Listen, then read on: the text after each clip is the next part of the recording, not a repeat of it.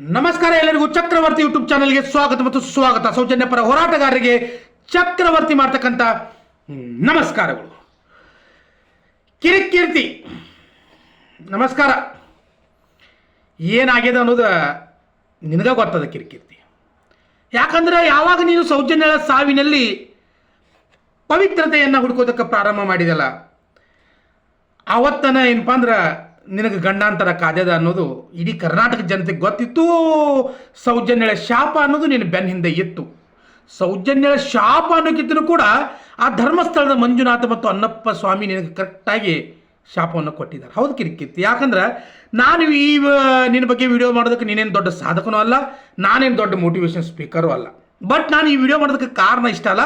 ಸೌಜನ್ಯ ಅಂತಕ್ಕಂಥ ಒಂದು ಆ ದೇವಿಯ ಒಂದು ಪ್ರಕರಣದಲ್ಲಿ, ಅತ್ಯಾಚಾರದ ಪ್ರಕರಣದಲ್ಲಿ ನೀನು ಆ ಪವಿತ್ರತೆಯನ್ನು ಹುಡ್ಕೊಳಕ್ಕೆ ಹೋಗಿದ್ದ. ಪವಿತ್ರವಾಗಿ ಸತ್ತಿದಾಳ, ಫಿಂಗರಿಂಗ್ ಮಾತ್ರ ಆಗ್ಯದ ತಂದ ಅಶ್ಲೀಲವಾಗಿರ್ತಕ್ಕಂಥ ಒಂದು ಹೆಣ್ಣು ಮಕ್ಕಳಿಗೆ ಪದಗಳನ್ನು ಬಳಸಿ ಅತ್ಯಾಚಾರವನ್ನು ಪವಿತ್ರ ಅತ್ಯಾಚಾರ ತಂದು ಬಿಂಬಿಸೋದತ್ತ ಪ್ರಯತ್ನ ನೀನು ಮಾಡ್ತಾ ಇದ್ದಲ್ಲ. ಆ ಒಂದು ಪ್ರಕರಣಕ್ಕೆ ಸಂಬಂಧಪಟ್ಟಂಗೆ ನಿನಗೆ ನಾನು ಹಚ್ಚಿ ಹೊಡೆದಿದ್ದು ಆಯಿತು, ಸಿಕ್ಕಾಪಟ್ಟೆ ನಿನಗೆ ಬೈದಿದ್ದು ಆಯಿತು. ಆದರೆ ಇವತ್ತು ನನಗೆ ಬೇಜಾರಾಗದ ಕಾರಣ ಏನು ಗೊತ್ತೇನು ಕಿರಿಕೀರ್ತಿ?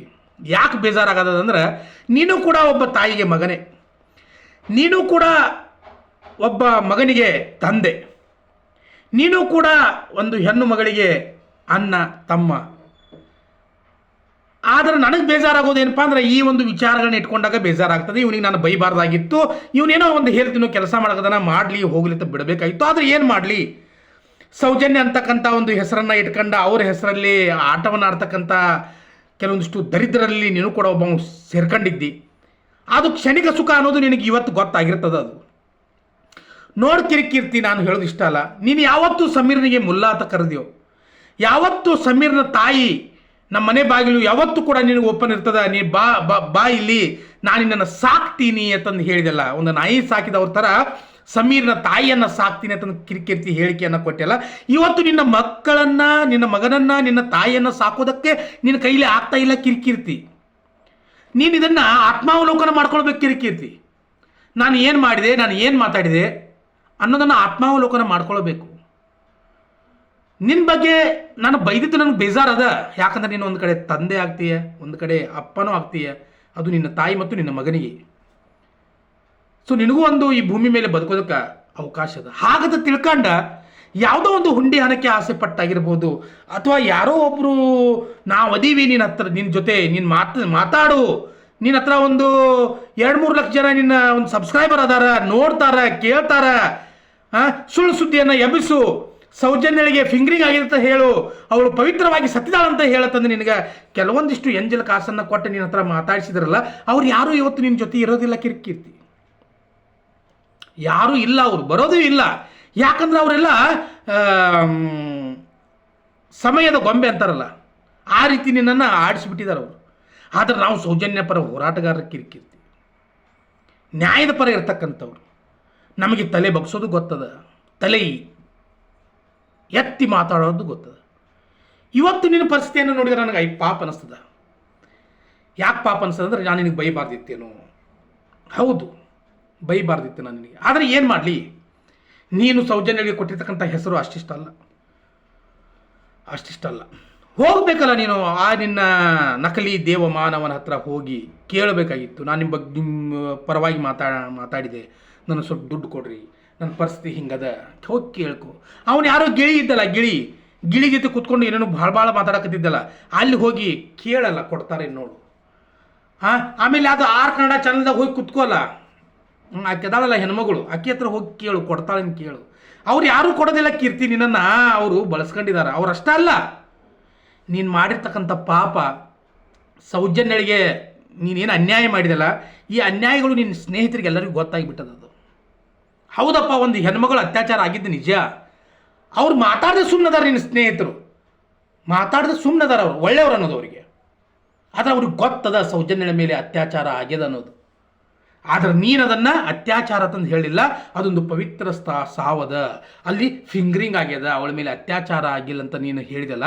ಆ ಒಂದು ಹೇಳಿಕೆಗಳು ನಿನ್ನ ಸ್ನೇಹಿತರ ಮನಸ್ಸನ್ನು ಕೆಡಿಸಿಬಿಟ್ಟಿದ್ದಾವೆ. ಯಾಕಂದ್ರೆ ನೀನು ಅತ್ಯಾಚಾರಿಗಳಿಗಿಂತಲೂ ಕೂಡ ಕೀಳಾಗಿ ಬಿಟ್ಟು ನಿನ್ನ ಒಂದು ಗೆಳೆಯರ ಮನಸ್ಸಿನಲ್ಲಿ. ಅದಕ್ಕಾಗಿ ಅವ್ರು ನಿನ್ನ ನಂಬರನ್ನು ಬ್ಲಾಕ್ ಮಾಡಿದ್ದಾರೆ. ಹಾಂ, ವಾಟ್ಸಪ್ಪಲ್ಲಿ ಕೂಡ ಬ್ಲಾಕ್ ಮಾಡಿದ್ದಾರೆ. ನೀನು ಮಾಡಿರ್ತಕ್ಕಂಥ ಮೆಸೇಜ್ ಕೂಡ ಹೋಗೋದಿಲ್ಲ. ನೀನು ಫೋನ್ ಮಾಡಿದರೆ ಒಂದು ರಿಂಗ್ ಆದ್ರೆ ಬ್ಯುಸಿ ಬಂದುಬಿಡ್ತದೆ. ಕಾರಣ ಏನು? ನೀನು ಮಾಡಿರ್ತಕ್ಕಂಥ ಅನ್ಯಾಯ ಕಿರಿಕಿರ್ತೀವಿ, ಅದನ್ನು ನೀನು ತಿದ್ಕೊಳ್ಬೇಕಾಗಿತ್ತು. ನೀನು ತಿದ್ಕೊಳ್ತೀಯೋ ಬಿಡ್ತೀಯೋ ಅದು ನನಗೆ ಗೊತ್ತಿಲ್ಲ. ಆದರೆ ನಿನಗೆ ಒಂದೇ ಒಂದು ಮಾತನ್ನು ಹೇಳೋದಕ್ಕೆ ಇಷ್ಟಪಡ್ತೀನಲ್ಲ, ನಾವು ಸೌಜನ್ಯ ಹೋರಾಟಗಾರರು, ನ್ಯಾಯದ ಪರ ಇರ್ತಕ್ಕಂಥವ್ರು, ಒಬ್ಬರಿಗೆ ಒಳ್ಳೆಯ ವಿಚಾರಗಳನ್ನು ತಿಳಿಸ್ತಕ್ಕಂಥವ್ರು. ನಿನಗೂ ಕೂಡ ಒಂದು ಎರಡು ಮಾತನ್ನು ನಾನು ಹೇಳ್ತೀನಿ. ಯಾವ ಸೌಜನ್ಯಳಿಗೆ ನೀನು ಫಿಂಗರಿಂಗ್ ಆಗಿದ ಪವಿತ್ರ ಸಾವ ಅಂತಂದು ಹೇಳಿದಲ್ಲ, ಅದನ್ನು ಒಂದು ವಿಡಿಯೋ ಮುಖಾಂತರ ಹೇಳಿಬಿಡು. ಇಲ್ಲ, ಸೌಜನ್ಯಳಿಗೆ ಅತ್ಯಾಚಾರ ಆಗಿದ್ದು ಸತ್ಯ, ಒಪ್ಕೋ, ಅದನ್ನು ಒಪ್ಕೋ. ಅನ್ನಪ್ಪ ಸ್ವಾಮಿ, ಮಂಜುನಾಥ ಸ್ವಾಮಿ, ನಿನ್ನ ಮನೆ ದೇವರು ಪಂಜುರ್ಲಿ ಒಳ್ಳೆಯದನ್ನು ಮಾಡ್ತಾನೆ. ಸೌಜನ್ಯ ತಾಯಿ ನಿನಗೆ ಒಳ್ಳೆಯದನ್ನು ಮಾಡ್ತಾಳೆ. 100% ನಾನು ಕೂಡ ನಿನ್ನ ಸಪೋರ್ಟಿಗೆ ಬರ್ತೀನಿ. ಅದನ್ನು ಒಪ್ಕೋ. ಸೌಜನ್ಯಳಿಗೆ ಅತ್ಯಾಚಾರ ಆಗಿದೆ ಅನ್ನೋದನ್ನು ಅವ್ರು ಯಾರೂ ಕೂಡ ನಿನ್ನ ಸಪೋರ್ಟಿಗೆ ಬರೋದಿಲ್ಲ ಕೀರ್ತಿ, ಯಾವತ್ತೂ ಬರೋದಿಲ್ಲ. ಆಮೇಲೆ ಮತ್ತೊಂದು, ಆ ಸಮೀರ್ನ ತಾಯಿ ಏನಂತಂದು ಸಾಕ್ತೀನಿ ಅಂತ ಹೇಳಿದಲ್ಲ, ಆ ಸಮೀರ್ನ ತಾಯಿಗೆ ಕ್ಷಮೆ ಕೇಳು. ನನ್ನ ತಾಯಿಯನ್ನು ನನ್ನ ಕೈಯಿಂದ ಸಾಕೋದಕ್ಕಾಗೋದಿಲ್ಲಮ್ಮ, ನಾನು ನಿನ್ನನ್ನು ಸಾಕ್ತೀನಿ ಅಂತಂದು ಹೇಳಿದ್ನಿ, ಹೇಳಿಕೆಯನ್ನು ಕೊಟ್ಟಿದ್ನಿ. ಸೊ ನನ್ನ ತಪ್ಪಾಯಿತು ಅನ್ನೋದನ್ನು ಅವ್ರ ಹತ್ರ ಕೇಳ್ಕೊ. ಅಂದಾಗ ನಿನ್ನ ಪಾಪ ಎಲ್ಲ ತೊಳೆದು ಹೋಗ್ಬೋದು ಕಿರಿಕಿರ್ತಿ. ನೋಡು, ಸೋತವರು ಗೆಲ್ಲೋದಿಲ್ಲ ಅನ್ನೋ ಮಾತಿಲ್ಲ ಕಿರಿಕಿರ್ತಿ. ನೀನು ಗೆಲ್ಲು, ಅದರ ನ್ಯಾಯದ ಪರವಾಗಿರು. ನೀನು ಎತ್ತರಕ್ಕೆ ಬೆಳಿ, ಅದರ ನ್ಯಾಯದ ಪರವಾಗಿರು. ನೀನು ಎಲ್ಲವನ್ನು ಸಂಪಾದಿಸು, ಎಲ್ಲ ಗೆಳೆಯರನ್ನು ಮತ್ತೆ ಸಂಪಾದಿಸು, ಅದರ ನ್ಯಾಯದ ಪರವಾಗಿರಲಿ. ಅಹಂಕಾರ, ನಾನು ಅನ್ನೋ ಮನೋಭಾವನೆ, ಅನ್ಯಾಯದ ವಿರುದ್ಧ ಇರ್ತಕ್ಕಂಥ ನಿನ್ನ ಹೋರಾಟ, ಅನ್ಯಾಯದ ಪರವಾಗಿರ್ತಕ್ಕಂಥ ನಿನ್ನ ಹೋರಾಟ, ಅತ್ಯಾಚಾರಿಗಳ ಪರವಾದ ನಿನ್ನ ಹೋರಾಟ, ಇವುಗಳನ್ನೆಲ್ಲವನ್ನು ಕೂಡ ಏನು ಮಾಡಪ್ಪ ಅಂದ್ರೆ ಒಂದು ಗಂಟಿನಾಗ ಕಟ್ಟಿ ಒಗೆದು ಬಿಡಿ ಕಿರಿಕಿರ್ತಿ. ಎಲ್ಲ ಒಗೆದು ಬಿಡೋದನ್ನು. ಜೀವನ ಸಾಧಿಸೋದು ಸಮುದ್ರದಷ್ಟದಂದು ಡಾಕ್ಟರ್ ರಾಜ್ಕುಮಾರ್ ಹೇಳ್ತಾರೆ. ಸಾಧಿಸೋದು ಸಮುದ್ರದಷ್ಟದಂದು ಹೇಳ್ತಾರೆ.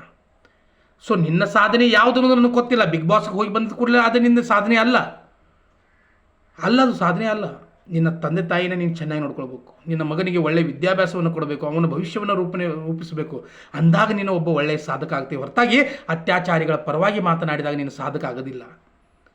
ಯಾಕಪ್ಪ ನಿನ್ನ ನಕಲಿ ದೇವಮಾನವ ನಿನಗೊಂದು 2 ಕೋಟಿ ರೂಪಾಯಿ ಕೊಟ್ಟು ನಿನ್ನ ಸಮಸ್ಯೆಯನ್ನು ಬಗೆಹರಿಸಬಾರ್ದು? ಕೊಡ್ತಾನ? ಇಲ್ಲ. ಅವ್ರು ನಿನ್ನಂಥವ್ರನ್ನ ಎಷ್ಟೋ ಜನರನ್ನ ಬಳಸ್ಕೊಂಡು, ನಿನ್ನಂಥ ಎಷ್ಟೋ ಜನರನ್ನ ಮುಗಿಸಿ ದೊಡ್ಡದಾದ ಸಾಮ್ರಾಜ್ಯವನ್ನು ಕಟ್ಕೊಂಡಿದ್ದಾರೆ. ನೀನು ಯಾವ ಲೆಕ್ಕ ಕಿರಿಕಿರ್ತಿ ಅವರಿಗೆ? ಯಾವ ಲೆಕ್ಕ? ನಾನು ಇವತ್ತಿಗೂ ಕಿರಿಕಿರ್ತೀನಿ, ನಿನಗೆ ಹೇಳೋದು ಇಷ್ಟ ಅಲ್ಲ. ನಾನು ನಿನಗೆ ಬೈದಿದ್ದೇನೆ ಅನ್ನೋದು ಬೇಜಾರು ಅದ ನನಗೆ. ಇನ್ನು ಮುಂದೆ ಬೈಬಾರ್ದು ನಿನಗೆ ಅನ್ನೋದನ್ನು ನಿರ್ಧಾರ ಮಾಡಿದ್ದೀನಿ. ಕಾರಣ ಏನು? ನೀನು ನಿನ್ನ ಮಗನಿಗೆ ತಂದೆ ಆಗ್ತೀಯ, ನಿನ್ನ ತಾಯಿಗೆ ಒಬ್ಬ ಒಳ್ಳೆಯ ಮಗನಾಗ್ತೀಯ ಅನ್ನೋ ನಂಬಿಕೆ ನನಗದ. ಅದಕ್ಕಾಗಿ ಇನ್ನು ಮುಂದೆ ನಾನು ನಿನಗೆ ಬೈಬಾರ್ದು. ಸೊ ಅದಕ್ಕಾಗಿ ಕಿರಿಕಿರ್ತಿ. ನಿನಗೆ ಒಳ್ಳೆಯದಾಗಲಿ, ದೇವ್ರು ನಿನಗೆ ಒಳ್ಳೇದು ಮಾಡಲಿ. ತಪ್ಪುಗಳನ್ನ ತಿದ್ದುಕೊಂಡು ಮುನ್ನಡೆ. ಅನ್ಯಾಯದ ಪರ ಇರಕ್ಕೆ ಹೋಗಬೇಡ, ಅತ್ಯಾಚಾರಿಗಳ ಪರ ಇರಕ್ಕೆ ಹೋಗಬೇಡ, ನ್ಯಾಯದ ಪರವಾಗಿ ಹೋರಾಟ ಮಾಡು. ನೀನು ಹೋರಾಟ ಮಾಡಲಿಲ್ಲಂದು ಪರವಾಗಿಲ್ಲ, ಅದರ ಮಾರಾಟ ಮಾತ್ರ ಆಗಕ್ಕೆ ಹೋಗಬೇಡ. ಒಟ್ಟಿನಲ್ಲಿ ಯಾವ ಸೋಲು ಅನ್ನೋದು ನಿನ್ನನ್ನು ಕಾಡ್ತಾ ಇದೆಯಲ್ಲ, ಯಾವ ಮಾನಸಿಕ ರೋಗದಿಂದ ನೀನು ಬಳಲ್ತಾ ಇದೆಯಲ್ಲ, ಅದರಿಂದ ದಯವಿಟ್ಟು ಹೊರಗಡೆ ಬಾ. ಪ್ರಪಂಚ ವಿಶಾಲವಾಗಿದೆ. ನಿನ್ನ ಮಗನಿಗೆ ಒಳ್ಳೆಯ ಭವಿಷ್ಯವನ್ನು ಕೊಡು. ಸಾಯೋವರೆಗೂ ನಿನ್ನ ತಂದೆ ತಾಯಿಯನ್ನು ಚೆನ್ನಾಗಿ ನೋಡ್ಕೊ. ಏನಾದರೂ ಸಪೋರ್ಟ್ ಬೇಕಾದ್ರೆ 100% ಈ ಚಕ್ರವರ್ತಿ ಮಾಡೋದಕ್ಕೆ ರೆಡಿ ಅದ ಕಿರಿಕಿರ್ತಿ. ಮತ್ತೆ ಬರ್ತೀನಿ. ನಮಸ್ಕಾರ ಎಲ್ಲರಿಗೂ. ಜೈ ಹಿಂದ್, ಜೈ ಕರ್ನಾಟಕ.